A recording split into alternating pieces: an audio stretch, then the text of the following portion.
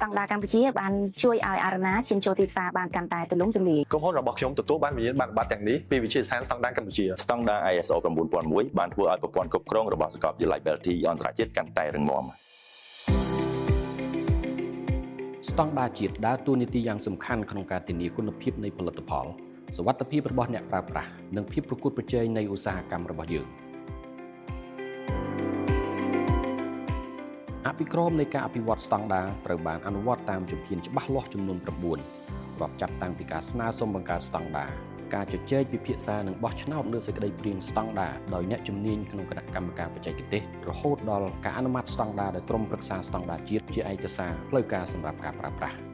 ដំណើរការនេះគឺដើម្បីធានាថាស្តង់ដារដែលបានអនុម័តមានលក្ខណៈជាក់ស្ដែងឯកលើភស្តុតាងនិងស្របតាមឧត្តមវិនិវត្តជាអន្តរជាតិ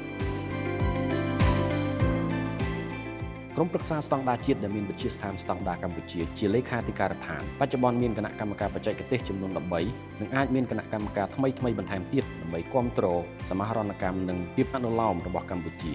ស្របតាមចរន្តនិងនិន្នាការរបស់អង្គការពាណិជ្ជកម្មពិភពលោកនិងអង្គការស្តង់ដារអន្តរជាតិនានាក្រុមប្រឹក្សាស្តង់ដារជាតិធានាថាស្តង់ដារកម្ពុជាដែលបានអនុម័តគឺអាចជឿទុកចិត្តបានមានតម្លាភាពនិងមានលក្ខណៈសមស្របសម្រាប់សម្របសម្រួលដល់ការធ្វើពាណិជ្ជកម្មអន្តរជាតិពិសេសក្រោមក្របខ័ណ្ឌនៃកិច្ចព្រមព្រៀងពាណិជ្ជកម្មសេរី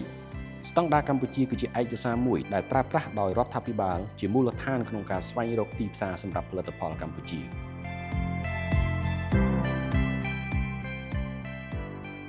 ស្តង់ដារគឺជាមូលដ្ឋានគ្រឹះសម្រាប់ការធានានូវគុណភាពនិងសុវត្ថិភាពដែលជួយដល់គ្រប់វិស័យទាំងផ្នែកសាធារណៈនិងវិស័យឯកជនបំពេញតាមលក្ខខណ្ឌចាំបាច់របស់ទីផ្សារស្តង់ដារនិងបទបញ្ញត្តិបច្ចេកទេសរបស់ប្រទេសនាំចូលឬអន្តរជាតិនិងធានាបាននូវផលិតផលប្រកបដោយសុវត្ថិភាពសម្រាប់សុខុមាលភាពរបស់អ្នកប្រើប្រាស់ក្នុងនាមជាលេខាធិការដ្ឋានជាសាស្តង់ដារកម្ពុជាធ្វើការជាមួយគណៈកម្មការបច្ចេកទេសទាំងអស់ដើម្បីអភិវឌ្ឍស្តង់ដារជាតិដែលមានលក្ខណៈជាក់ស្ដែងនិងផ្ដល់គុណប្រយោជន៍ដល់វិស័យអត្ថិភាពសម្រាប់ការអភិវឌ្ឍសង្គមសេដ្ឋកិច្ចកម្ពុជា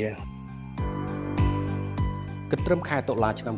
2025កម្ពុជាបានអនុម័តស្តង់ដារជាតិសរុបចំនួន1153ស្តង់ដារគ្របដណ្ដប់លើវិស័យចម្រុះដែលបានចូលរួមពង្រឹងខឿនឧស្សាហកម្មនិងការពារដល់អ្នកប្រើប្រាស់ស្តង់ដារទាំងនេះមិនមែនសម្រាប់តែផលិតផលនិងសេវាកម្មប៉ុណ្ណោះទេប៉ុន្តែក៏មានស្តង់ដារសម្រាប់ប្រព័ន្ធគ្រប់គ្រងនិងដំណើរការផងដែរដើម្បីធានានូវទំនុកចិត្តនិងគុណភាពលើគ្រប់វិស័យក្រោយពីក្រុមហ៊ុនយើងបានចូលរួមជាមួយនឹងស្តង់ដារកម្ពុជាយើងឃើញថាអតិថិជនរបស់យើងអ្នកប្រើប្រាស់របស់យើងគាត់ទទួលបាននៃការគ្រប់គ្រងច្រើនជាងមុនហើយយើងចូលដល់ទីផ្សារក៏កាន់តែទូលំទូលាយជាងមុនដែរតកតងជាមួយនឹងការចូល CS គឺយើងមានការអនុវត្តនិងកែលម្អសង្វាក់ផលិតកម្មក៏ដូចជាគុណភាពផលិតផលទៅលើទឹកពិសាដល់របស់យើងគឺត្រូវតែមានអនាម័យនិងគុណភាពល្អក្រុមហ៊ុនរបស់យើងបានចូលរួមអនុវត្តស្តង់ដារជាតិរួមមានប្រព័ន្ធគ្រប់គ្រងសុវត្ថិភាពម្ហូបអាហារ ISO 22000បូករួមទាំងសុវត្ថិភាពម្ហូបអាហារ HACCP ប្រព័ន្ធអនុវត្តសកម្មល្អ GMP ផងដែរដូច្នេះហើយនៅក្នុងកំឡុងពេលអនុវត្តនិងក្រោយទទួលបានញាបនបត្រក្រុមហ៊ុនយើងមានការកែលម្អច្រើនស្របទៅតាមលក្ខខណ្ឌនៃស្តង់ដារក្នុងវិស័យអប់រំអ្វីដែលសំខាន់បំផុតគឺទំនុកចិត្តរបស់និស្សិតនិងអាណាព្យាបាលឪពុកម្ដាយចង់ឲ្យកូនរបស់ពួកគាត់ដែលរៀនជាមួយយើងរយៈពេល4ឆ្នាំពិតជាទទួលបានចំណេះនិងមានវិន័យផ្ទាល់ខ្លួនសាកលវិទ្យាល័យ Belty ទទួលបានវិញ្ញាបនបត្រ ISO 9001ផ្នែកប្រព័ន្ធគ្រប់គ្រងគុណភាពដែលបានជួយឲ្យយើងពង្រឹងដំណើរការគ្រប់គ្រងសាកលវិទ្យាល័យកាន់តែប្រសើរពីការបណ្ដុះបណ្ដាលសាស្ត្រាចារ្យរហូតដល់សេវានិស្សិតនិងការគ្រប់គ្រងទូទៅវិញ្ញាបនបត្រ ISO 9001នេះពិតជាធានាដល់អាណាព្យាបាលនិងនិស្សិតនិងលើកទឹកចិត្តដល់បុគ្គលិករបស់យើងឲ្យរក្សាគុណភាពនិងគុណតម្លៃស្នូលរបស់សាកលវិទ្យាល័យ Belty អន្តរជាតិយើងផងដែរសម្រាប់សាធារណជនជាអ្នកប្រើប្រាស់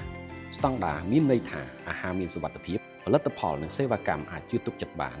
និងការការពារកាន់តែប្រសើរក្នុងជីវិតរស់នៅប្រចាំថ្ងៃក្នុងនាមជាអ្នកប្រើប្រាស់យើងត្រូវការទំនុកចិត្តលើគុណភាពនិងសុវត្ថិភាពផលិតផលដែលយើងទិញនៅលើទីផ្សារតាមរយៈស្តង់ដារជាតិ